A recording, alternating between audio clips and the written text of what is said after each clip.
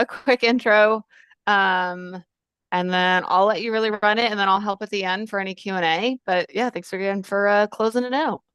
Sounds great. Okay, awesome. All right, hello everyone. Welcome to the last SaaStr AI Day session of the day. You've made it through the whole day. I know some of you have been on all the sessions. I think we had 7 or 8 jam-packed sessions back to back. So thanks for joining us.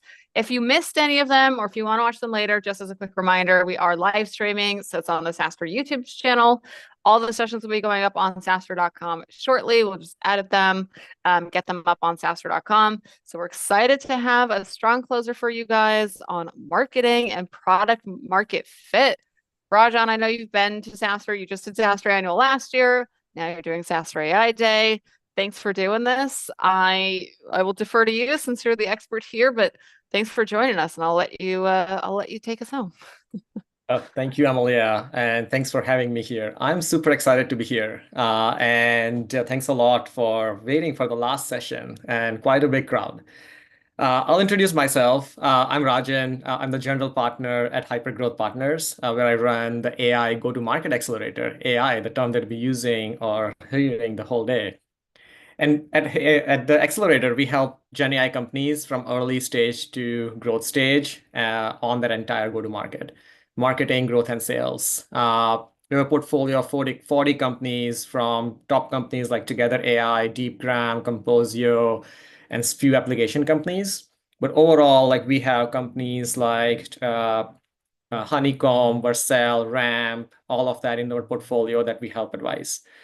I currently serve as an interim CMO for Together AI, an AI infrastructure company, and have led marketing at Cohere, one of the foundational model companies. And before that, I ran marketing, growth, and the self-service business at Heroku, a developer platform. So you'll see a lot of examples from some of these companies, but I'm excited to be here. And let's get started. So how to find product market fit and growth for AI companies. We'll cover a few strategies, but before that, let me walk you through like what a typical cycle used to look like for a B2B sales, B2B market, B2B company, a sales cycle. So very linear, very sequential. You build a product, you find product market fit, then you continue to grow and scale. And at some point in the maturity and expansion, you add new products. And marketing always used to be a lagging function when you find PA product market fit.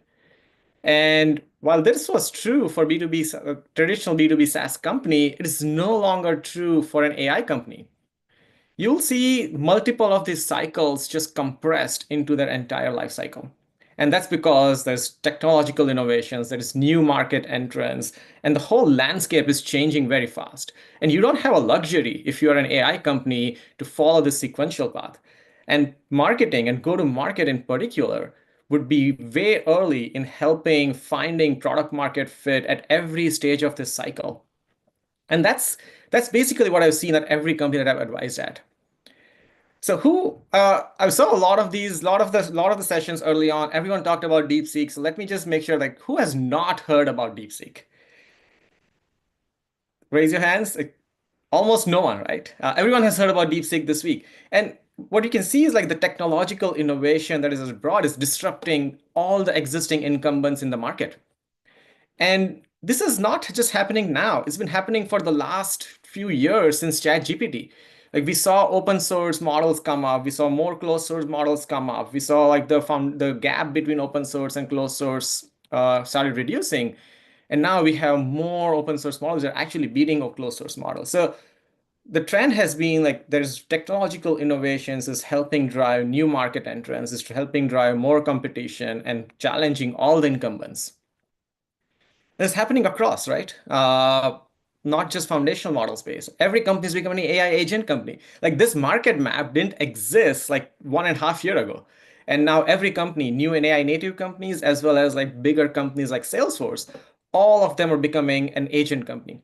And there's enormous competition growing up at every layer of the stack. And very similar, like this Gen AI infrastructure stack has become so crowded.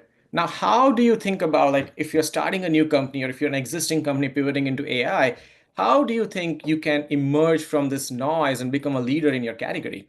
what strategies you should invest in to build towards product market fit and conquer the market share. And how do you stand out in this market, right? And there are a few strategies that we'll go through today. By no means these are exhaustive, but what has worked for me and what has worked for the companies that I've advised. Number one, creating a movement.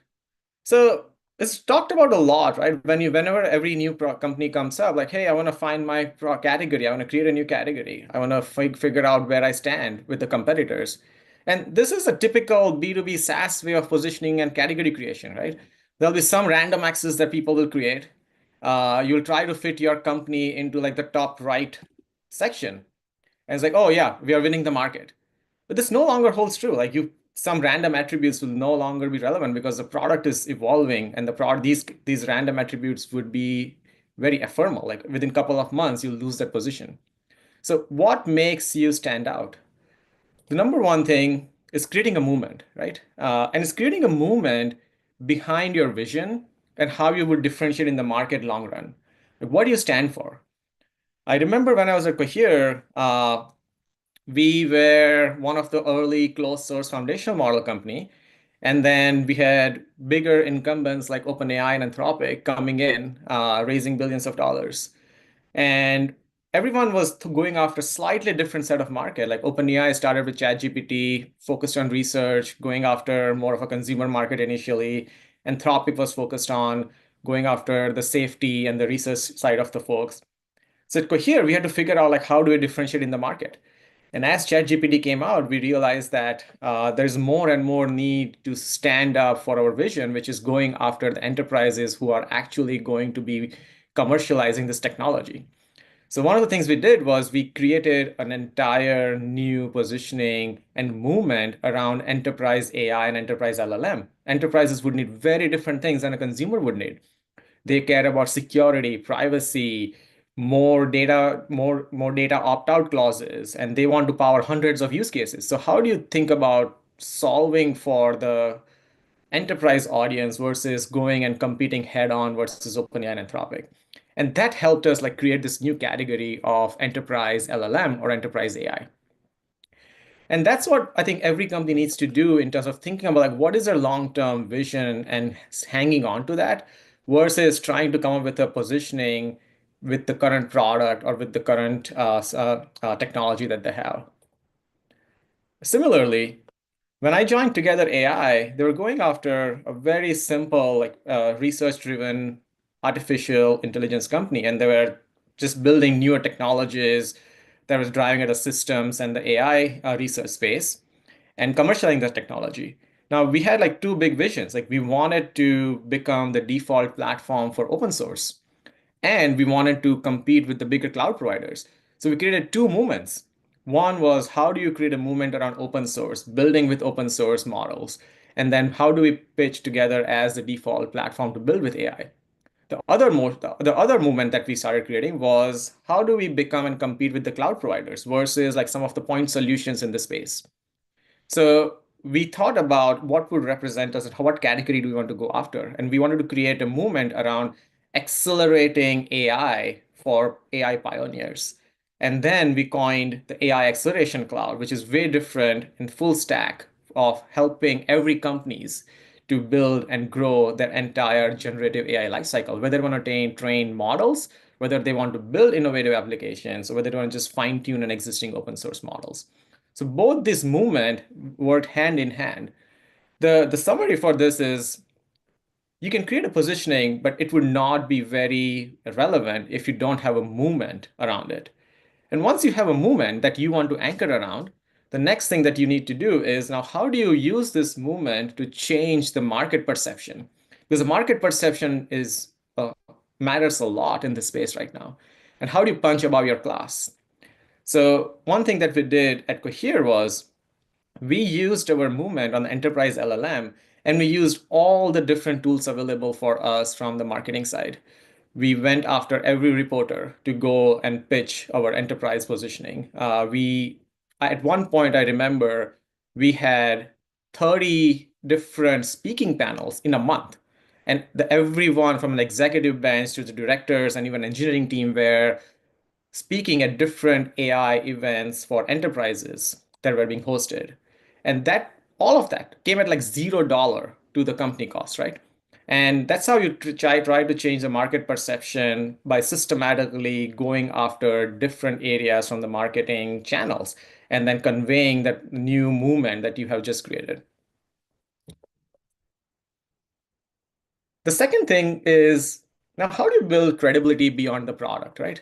This is actually really important because, as I mentioned before, right, product moats in AI are ephemeral. It's hard to sustain a technology advantage beyond 3 months. It's very important to build credibility that would drive beyond that few product features or product launches. And using the marketing vision, we have to think about how do you promote not just what's on the truck today. One of the examples that I can share is as at Cohere, we were going after more of an enterprise audience. We realized that OpenAI was going after ChatGPT and a consumer market. Anthropic launched Claude, which was more focused on consumer at that point. How do we think about building and creating a space for us as an enterprise chatbot and knowledge assistant for enterprises, right? So one of the things that we did was we packaged some of the features that we had, and we announced our enterprise chat visions months before the product was actually ready. And this became like the biggest lead gen driver for enterprises that we were targeting because there was nothing in the market that would allow them to leverage their existing data sources within their proprietary systems and build a knowledge assistant for them. And this became like one of the, not only just one of the biggest lead gen driver, but it got our huge share of voice in the market. And it drove really good word of mouth for us, especially for the enterprises that we cared about. And they became like our early beta testers and they became like our enterprise customers overall. That's like one way of doing it, right? What's another way of doing it? You need to build a brand around your CEO and superstars because again, your products are ephemeral. Tomorrow you'll have no advantage about your product, but you will have an advantage about the brand that you build with the people who are building this technology. So one of the big things that we did at Cohere and Together AI was how do you identify the top researchers, the CEO, and build a brand for them across different channels. I remember like when I joined Cohere, our CEO was speaking, this was back in just before ChatGPT was launched. Our CEO was speaking at like smaller developer community events with 20 developers. And over a period of time, as we built his brand, last year, 2023, the year before now, 2023 AWS reInvent, AWS booked an entire stadium for him as part of that. And it doesn't happen overnight, but you have to systematically start investing in the people or the brand and building their brands. And similarly with Together AI, we have amazing researchers, the CEO, and how do you drive that vision and how do you drive that brand and scale that? Because that's going to be the long-term mode versus the product that we're going to launch. That's another way to do that. Third, simultaneous go-to-market motion. So I worked at several B2B SaaS companies, and every time I've seen like it's a sequential thing. Like you start with one motion, whether it is the product-led growth motion, bottom-up motion, and then you layer on some of the enterprise motion or other motions. At Heroku, when I was there, we added our first sales at like when we reached like 25, 30 million ARR. And database companies like MongoDB started enterprise and slowly scaled their bottom-up motion. And a lot of these other companies that you see here, like had their like first sales and added top-down layer like few years after they were like well into product market fit. What's happening now is it's no longer a luxury. Like you don't have that much time because the product cycles are so fast. There are so many different competitors coming up. So systematically, you have to now start investing in all the go-to-market motions together. You have to build your awareness. You have to drive your movements. You have to build credibility and brand for your CEOs, for your top researchers, and even for the top people in your company. But now you have to have like all the three pillars of your go-to-market motion. You have to start your bottom-up product-led growth motion, going after users, going after the tops-down sales motion. And then if you are in an infrastructure or a company where you integrate, like partner and channel motion becomes really important. And at Together AI, at Cohere, and other companies that I've partnered with, all of these three motions came in handy. And I'll give you an example. The bottom up motion that we started initially at Together AI. Uh, like now we get more monthly signups than we had like all-time signups the years before. So just in the matter of a couple of quarters or few quarters, we are able to scale our bottom-up motion, going after developers, going after using our DevRel motion, building open source applications, because that's the audience that we want to go after. And at the same time, we layered on some of the top-down account-based marketing, both from inbound and outbound side of it. Like we ran campaigns around going after targeted accounts at Cohere very early. And similarly, we are starting that now at Together AI. And some of the early customers that we got was through some of our account-based marketing and top-down motion. And that's how we were driving more product market fit early on to get those first lighthouse accounts, to get those first inbound customers with more marketing and more reaching out. The third is like partner in the sales partner channel. This is over the period of last couple of years has become extremely important. Like everyone in the AI space is starting to now compete with you, but at the same time, they want to partner with every other company across the stack. Like for example, like all the cloud providers have the same capabilities. They're going after the same market, but they still want to partner with every other infrastructure provider, every other foundational model provider. And you have to take advantage of that. Like, how can you think about the partners above the stack and below the stack and leverage them as a moat? And I've broken down like few different categories that has helped Cohere and Together AI. There are a couple of partners who are very strategic. Like you have to have partnership with them, especially when they are below the stack or above the stack. There are cloud providers. There are platforms that will allow you to distribute your technology to their own users. And then there are like open source platforms like LangChain, vector database, which will complete the entire solution of the use case that the customers wants to build.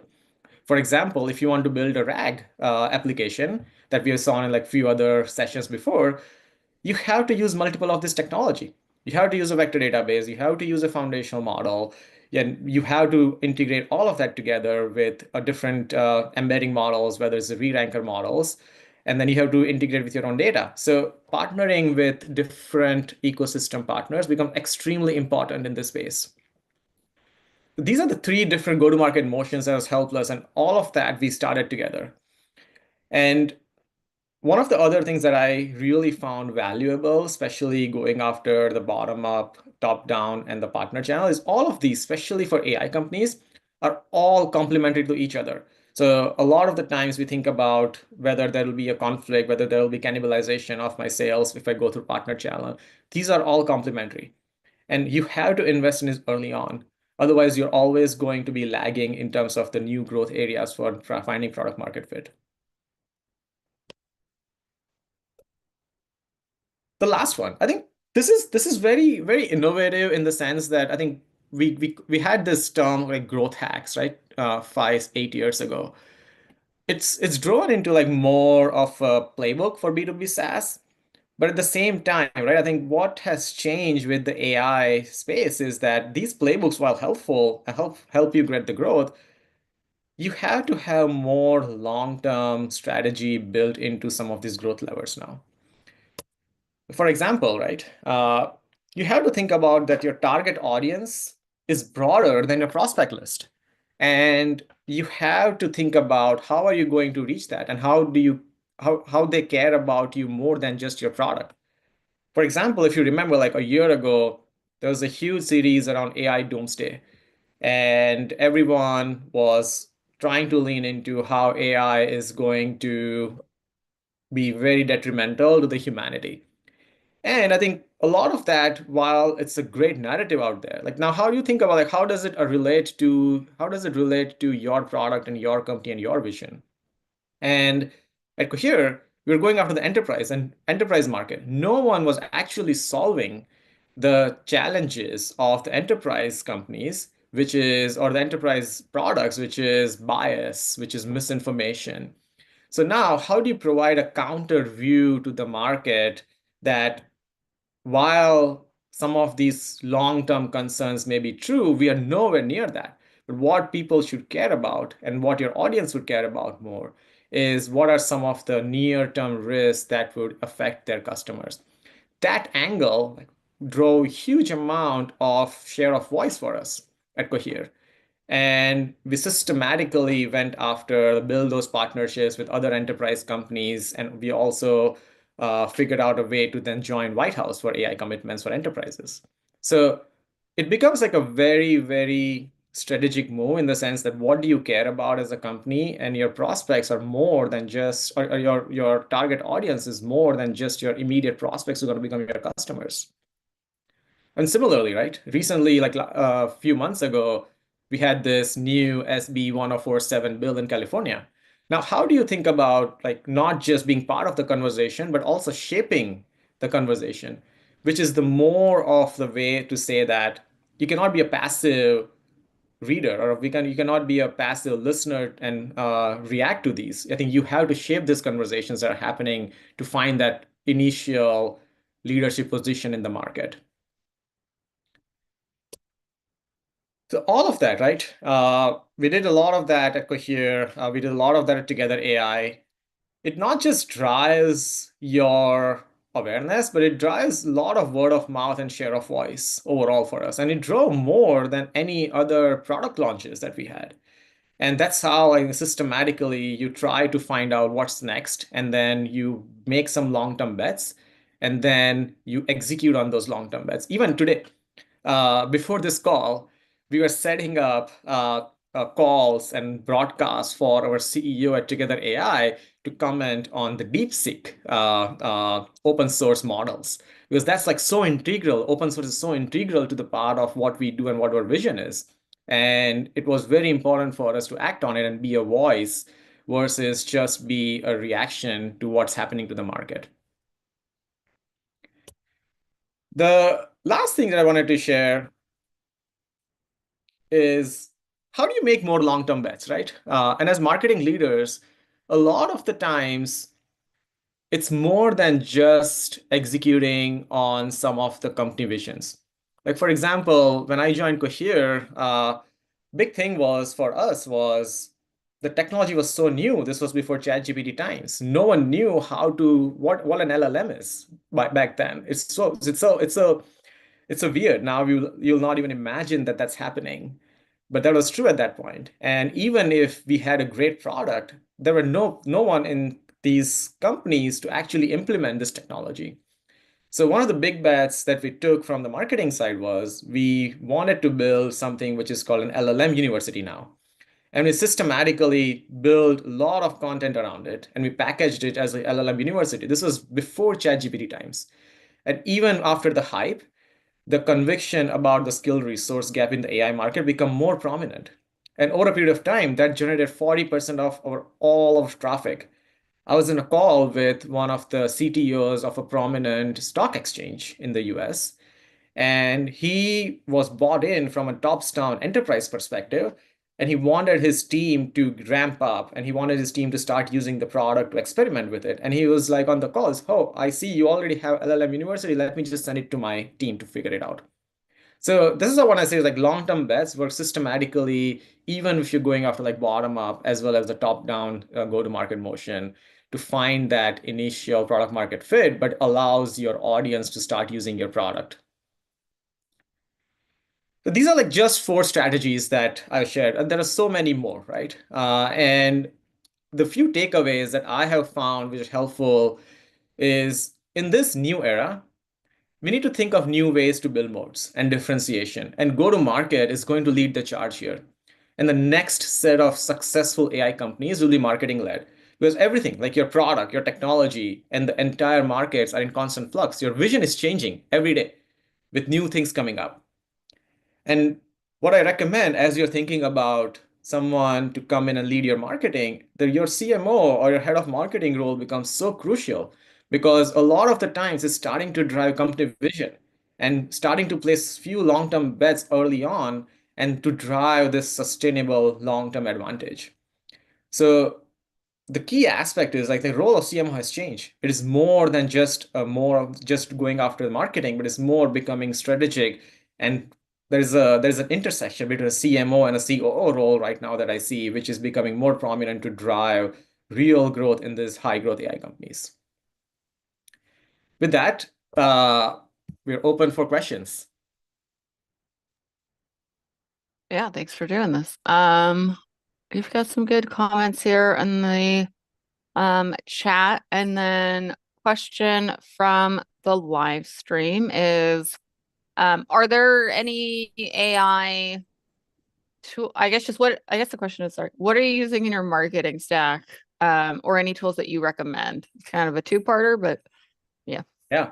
So a lot of the marketing stack that we have built at the companies that I've been part of is to drive more efficiencies. For example, everyone now has started to use more copywriting tools Mm. to help them scale content. We have started to use a lot more on the prospecting side, especially when you want to scale your outbound, you want to scale your enterprise side of it, and integrating that within your stack becomes really, really important.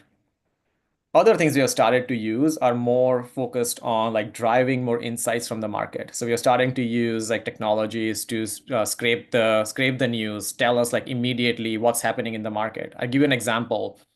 Like the compute market is changing. The new chips are coming every day, right? So now how do you think about like who's actually using these chips? So we actually scrape the Hugging Face repos for what models they are using, what models people are training using some of these tools, and then we use that and feed into our outbound motion. So a lot of the times the early use of the tools start from an efficiency perspective, from whether it is from like a lead gen perspective or from a research perspective, but extending into a lot of helping accelerate the things that a product marketer or a growth marketer would be doing. Yep. Any tools in particular that you like either previously or now, as a follow-up question, and then we've got some more questions. Yeah, definitely. So some of the tools that I have found really helpful, especially on like the prospecting and the outbound side, are Clay.com, Unify, as well as Koala. So those are like really great tools to help you like really drive more efficient go-to-market process. Cool. Let me bring up Vishal to ask his question next. Vishal, do you want to unmute and ask your question? Yeah, Amelia, thanks for that. My question to you, Rajan, is how does this translate into a positioning exercise when it comes to specifically the buyer, the AI buyer, enterprise buyer, uh, being flooded with so many different tools that are out there, right? So how do you even educate them, even positioning because they need to have some evaluation criteria based on which they might measure or compare products. How does that work from an AI context? So I think the typical like product positioning or the differentiation that we are used to, like how do you compete with or how do you compare with certain competitors, right? I think that would not work. I think the way I would position that is like what is the long-term vision that you want to go after, right? So if you're a specific application company, for example, or a specific infrastructure company, what is your end vision? For Together AI, the end vision for us was to compete with some of the cloud providers as the generative AI cloud, right? So now the way you think about it is like how do you create that movement, right? So from the positioning perspective, our vision is this. Now, how do you get to that vision? What would customers care about along the journey that you have a hypothesis on? And then you list down all the different things that they would face as problems. Like I didn't even look at some of the competitors while creating this positioning.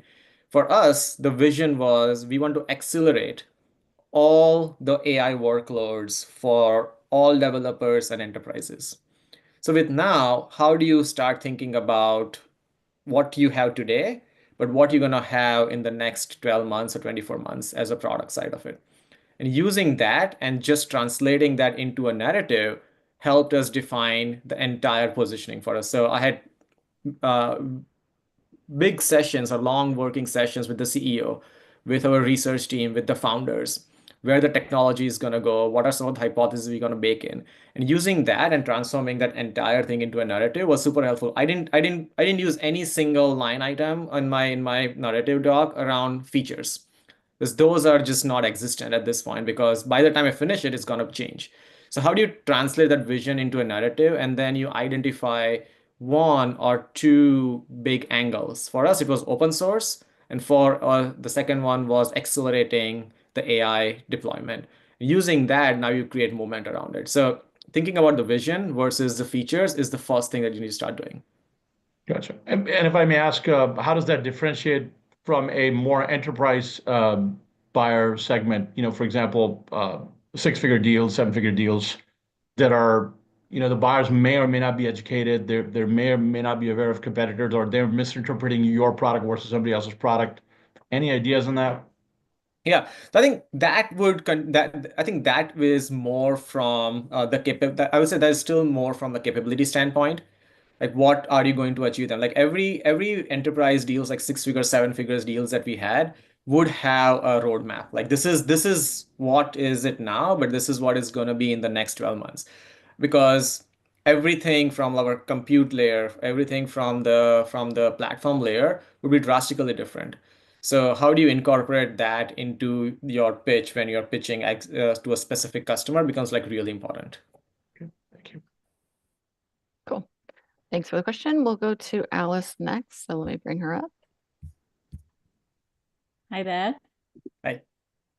And I'm so happy to hear that you feel the time has come for marketing to enter the arena for AI companies. As a marketer myself, I've seen over the last few years, all the funding that has been going to startups has been on building products and acquiring compute power. Benioff has been talking about, their switch and focus this year to hiring, I think, 2,000 sales and marketing people to push Agentforce. I'm just curious, though, how you advise folks to find each other, because I think LinkedIn as a model is broken for connecting talent with hirers and founders. And so, yeah, I'm just curious about, how do we find each other? It is actually like fine. I think I would say slightly change the problem statement. Like, it is difficult to find the right partner on each of the side of the table a lot of the times, right? There's a lot of noise around. The number one thing that's helped me is going to some of these meetups and conferences. Like, even like the annual SaaStr was like amazing, right? Last year when I met so many different founders, and there is a site called Cerebral Valley.ai. You would find so many different events, more networking opportunities there. Like, I talk to at least 3 founders every week. And it is more from my knowledge perspective, like what are they building and how the market is evolving. That has been like a number one source for me to drive and find some of these great AI companies that I help with. Mm-hmm. Great. Awesome. Thanks. Yeah. Thanks for the question. There's a follow-up related question on the live stream, just talking about CMOs and talent in a slightly different way. Any recommendations for CMOs to stay ahead of the AI curve? It's a big question. But... Yeah, I think there are 2 aspects to it. One is like understanding the market and understanding the technology becomes really important right now. Like, I have a technical background. I was a developer in my past life, which now it drives me like more interest, like reading some of these research papers, understand that.